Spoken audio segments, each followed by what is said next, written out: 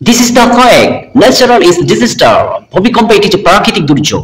And quake is a sign of Allah. এটি হচ্ছে আল্লাহ তাআলার পক্ষ থেকে একটা নিদর্শন, একটা ফয়সালা, একটা রাস্তা, একটা শিক্ষা দেওয়ার জন্য আল্লাহ তাআলা একটা মাধ্যম।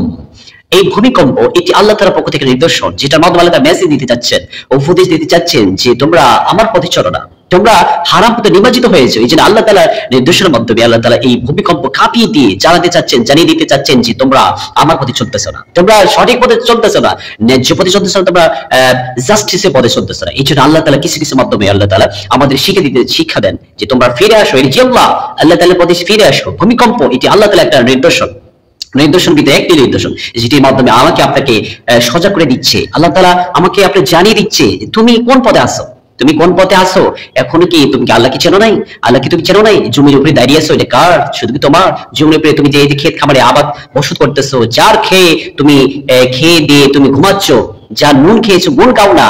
এই জন্য আল্লাহ তাআলা সতর্ক করে দিচ্ছেন। ভূমিকম্পের মাধ্যমে আমাকে আপনাকে আল্লাহ তাআলা ওষুধ দিচ্ছেন, মেসেজ দিচ্ছেন, আমাকে আল্লাহ তাআলা খেয়াল করে দিচ্ছেন, মনে করে দিচ্ছেন যে তুমি আল্লাহ তাআলার পথে চলো না।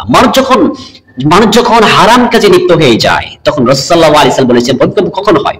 যখন মানুষ যখন হারাম কাজে লিপ্ত হয়ে যায়, বান্দার হক যখন নষ্ট করে, তখন ভূমিকম্প আসে।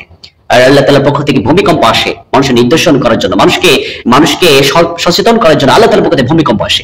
মানে যখন বান্দার হক নষ্ট করে, তখন আল্লাহ তাআলার পক্ষ থেকে ভূমিকম্প আসে। বিশ্বনবী সাল্লাল্লাহু আলাইহি ওয়াসাল্লাম অনেক হাদিসে বলেছেন, যখন ভূমিকম্প জালজাল, যখন ভূমিকম্প আসে, ভূমিকম্প কি জন্য আসে? বিশ্বনবী সাল্লাল্লাহু আলাইহি ওয়াসাল্লাম বলেছেন হাল্লাতি মাজামির, যখন পৃথিবী যখন নাচ গান বাদ্যযন্ত্র শুরু হয়ে যায়, মানুষ যখন নৃত্য পরিবেশন করে, মদ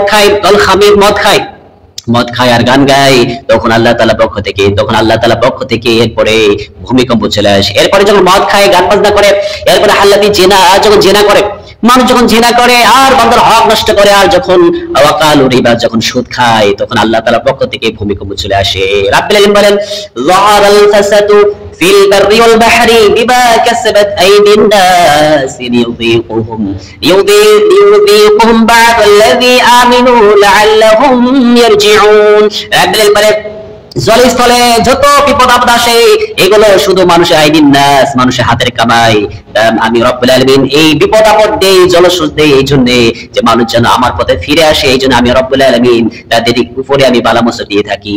সুবহানাল্লাহ। সূরা রুম 41 নম্বর আয়াত আল্লাহ তাআলা শিখিয়ে দিতে চাচ্ছেন যে যাহারাল ফাসাদু ফিল বাররি ওয়াল বাহর বিমা কানু আইদিন নাস। আমি রব্বুল আলামিন তোমাদেরকে যে বিপদ আপদ দেই, এগুলো বিপদ আপদ তোমাদের কেনা, তোমাদের হাতের একটা কামাইয়ের জন্য আমি রব্বুল আলামিন তোমাদের সচেতন করার জন্য আমি রব্বুল আলামিন এইগুলো বিপদ আপদ দিয়ে থাকি, যাতে তোমরা ইনশাআল্লাহ আল্লাহ তাআলার পথে ফিরে আসো। সো এই ভূমিকম্প হচ্ছে আল্লাহ তাআলার পক্ষ থেকে নিদর্শন, and quake is sign of Allah, Allah তাআলার পক্ষ থেকে নিদর্শন হচ্ছে ভূমিকম্প। আসুন আমরা এই ভূমিকম্পের শিক্ষা গ্রহণ করি এবং আল্লাহ তাআলার পথে ফিরে আসি। আল্লাহ তাআলার সেই রুটিন অনুযায়ী আমরা কাজকর্ম করি। আল্লাহ তাআলা হালাল যেগুলো বলেছে সেগুলো আমাদের সাথে করতে পারি, যেগুলো হারাম করে দিয়েছেন, নিষেধ করেছেন, সেগুলো থেকে বর্জন করে আমাদের জীবনকে লাইফকে সেটেল করতে পারি। আল্লাহ তাআলা সেই তৌফিক দান করুন। আমিন।